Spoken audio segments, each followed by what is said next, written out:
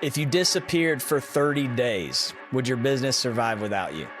And if the answer to that question is no, you don't own a business. You own a job with a fancy title and more stress.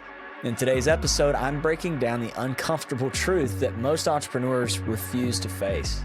Your business is not your freedom. Not until you shift from being the operator to being the owner. We're talking leverage, legacy, and the one mindset shift that will separate those who grind forever from those who actually get free. If you've built income but still feel like a prisoner to your calendar, this one's for you.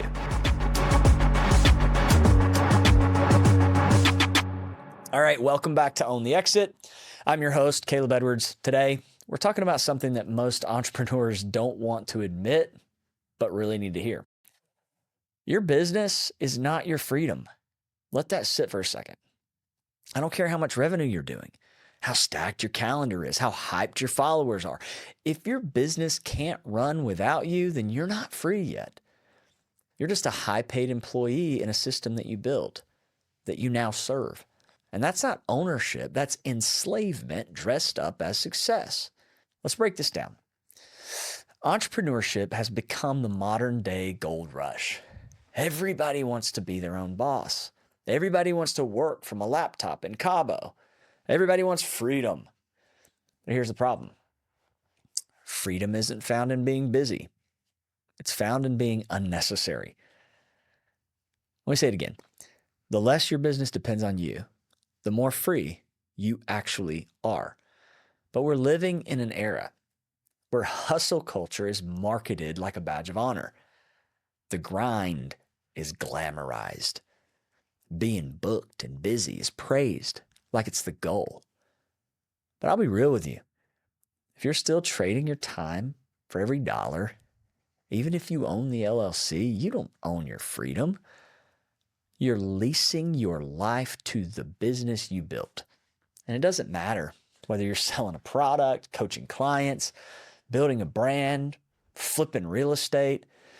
If the minute you stop showing up, the money stops flowing, that's not freedom. That's a trap. And I've been there.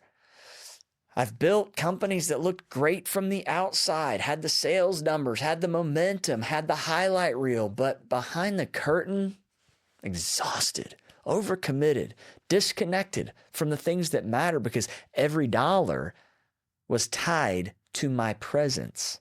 That's when I realized you don't own your life if you don't own your time. And you don't own your time if your income disappears the moment you step away. In economics, we love to talk about leverage. In business school and investing and startups, everyone wants leverage. But most entrepreneurs I meet are stuck in the most unleveraged system possible. They generate every lead. They close every deal. They run every meeting. They create every piece of content. They're the talent. They're the engine. They're the glue. And the problem is, if they stop, everything stops. And that's not ownership. That's glorified survival. And the scariest part is that most people won't realize it until it's too late. Until a family emergency hits, till burnout sets in, till they're watching their kids grow up through Instagram stories and missed moments. The question isn't, are you successful? The question is, are you free? So zoom out. Ownership, we can't just think of it like it's a legal term. We have to think of it like it's a worldview. It's a philosophy that answers one question. Who or what owns you? Do you own your time or does your team? Do you own your schedule or does your Slack inbox? Do you own your income or does it own your peace? In ancient philosophy, especially among the Stoics, the highest goal was not achievement. It was agency, self-possession, mastery over the self, freedom from external control. When I look around today, I see way too many entrepreneurs who are owned by their business, by their brand, by the constant need to prove, perform, and produce. We've confused busy with valuable. We've confused activity with impact. We've confused revenue with legacy. Real ownership's measured by how little you have to do to maintain your desired life, not how much you're grinding to keep the machine running. This is why I talk a lot about what I call the ownership shift. It's the mindset and the model where you stop being the operator and you start being the architect. You move from running everything to designing systems that run without you.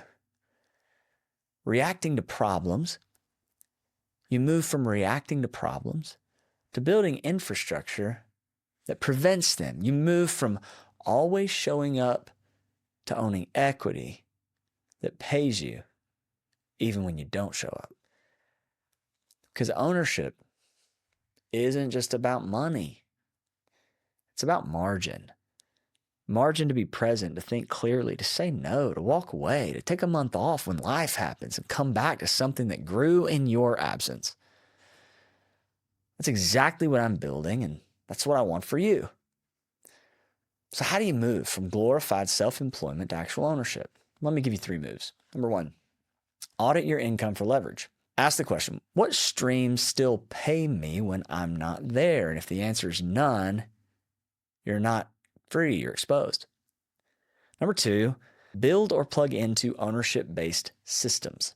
This could be equity in a fund, revenue share on a product, real estate syndication, whatever fits your skill and knowledge set. But the goal is owning something that keeps working without you. Number 3, define your freedom metrics. It's not just money. It's got to be time. It's got to be energy. It's got to be margin.